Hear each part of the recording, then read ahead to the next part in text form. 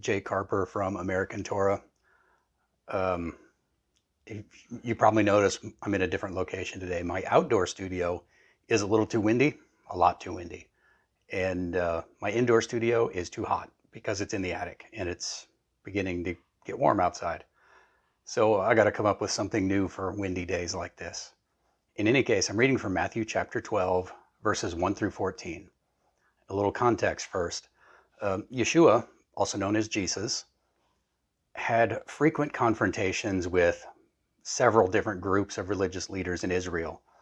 The Sadducees and the Pharisees were the most well known. The Sadducees were more concerned about things at the temple and the altar. They weren't really too concerned with the common people and what people did in their everyday lives.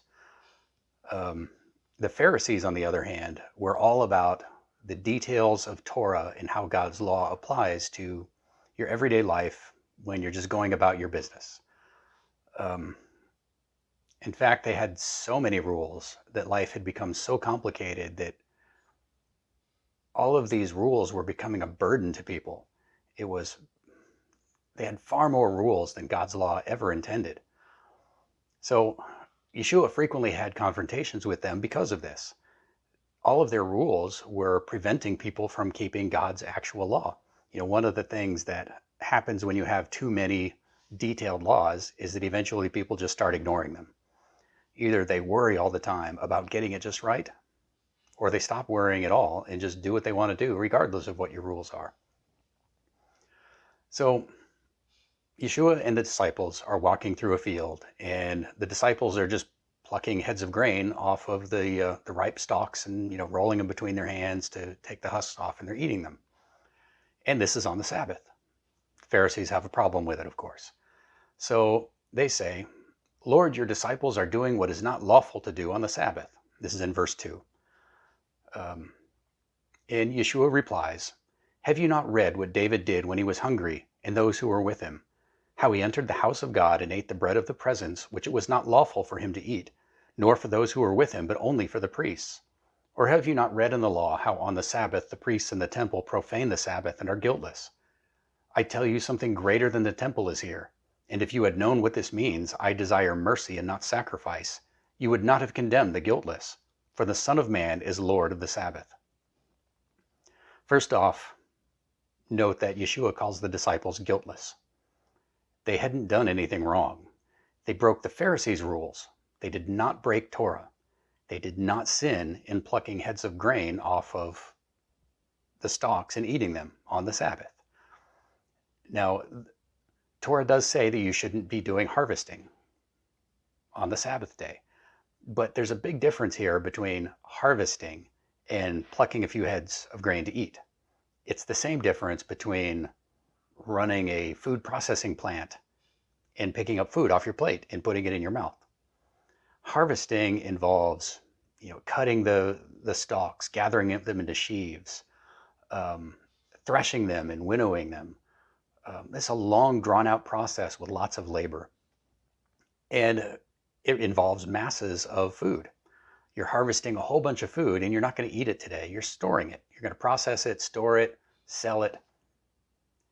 The disciples were just picking up pieces of food and putting it in their mouths. The only difference between what they were doing and what the Pharisees would do on the same day is the Pharisees were eating off of a plate or out of a bowl. The disciples were just eating out of the field. Otherwise, there's no real difference. This is not harvesting. It's just eating.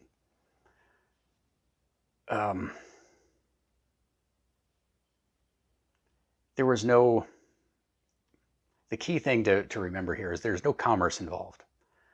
They're not doing anything commercially. They're not going to sell it.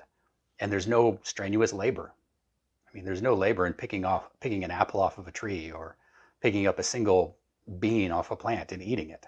That's not strenuous labor. And it's not forbidden on the Sabbath. The Sabbath rule is not about picking something off a plant and eating it. It's about harvesting for processing and storage and commerce. So let's move on to the second confrontation here. This one is also about the Sabbath. Starts in verse 9 and goes to verse 14. So Yeshua enters a synagogue. still on the Sabbath, same day, I think. And the Pharisees there ask him, is it lawful to heal on the Sabbath? And really, they want to trap him into doing something that's against their rules. So he replies, which one of you has a sheep, if it falls into a pit on the Sabbath, will not take hold of it and lift it out? Of how much more value is a man than a sheep? So it is lawful to do good on the Sabbath. And so he heals the man. And the Pharisees are so angry, they go out to and conspire on how to kill him. The only thing that Yeshua did here was restore somebody to a better life. He actually made this man do less work on the Sabbath by healing him. There's no strenuous labor involved in healing a person by laying hands on them and praying for them. It's just words. The only difference, the Pharisees do this exact same thing. They touch people, they talk to them. That's all Yeshua did. Except the result of Yeshua's words was somebody was restored to greater life. What better could you be doing on the Sabbath than making people's lives easier, making them happier? That's really what the Sabbath is all about, is to recover from the week of labor prior. He is allowing this man to recover from a lifetime of illness and struggles. And again, there's no commerce involved. He wasn't selling anything, wasn't doing business. He's not doing any strenuous labor. It wasn't like he was performing an elective surgery. He wasn't, giving him a facelift or something. It wasn't even physical therapy, something that's hard work. And it helps people, it restores them to life, but it's still hard work. So that's kind of a gray area on the Sabbath. In the common elements in both of these stories is that somebody's life was being preserved. Somebody's life was being made better. There was no commerce involved in either confrontation. No commerce, no strenuous labor. Just normal movements. A normal movement which, in one case, the Pharisees would have no problem with. But in this case, because it violated some minutia of their rules, they thought it was worthy of death. Now, Yeshua replied to them that they were hypocrites for essentially holding the common people to a higher standard than what they even held David to. They knew the story of David in the temple and how when he was hungry, he ate the showbread that only the priests are allowed to eat. And they weren't condemning him for that. But here they are condemning everyday poor people who were just traveling across the countryside for doing something that wasn't even really work. Didn't violate any rules of Torah. If you find yourself coming up with lots of rules about what you can and can't do on the Sabbath, you can go 1,999 paces, but not 2,000. You can lift 5 pounds, but not 6. You can, use the microwave, but not the stovetop, or you can't use a light switch on the Sabbath. Then you've really got the point all wrong. None of those. The Sabbath is not about a list of do's and don'ts. It's about principles. It's about restoring people to life, making life better for people. The Sabbath was made for man, not us for the Sabbath.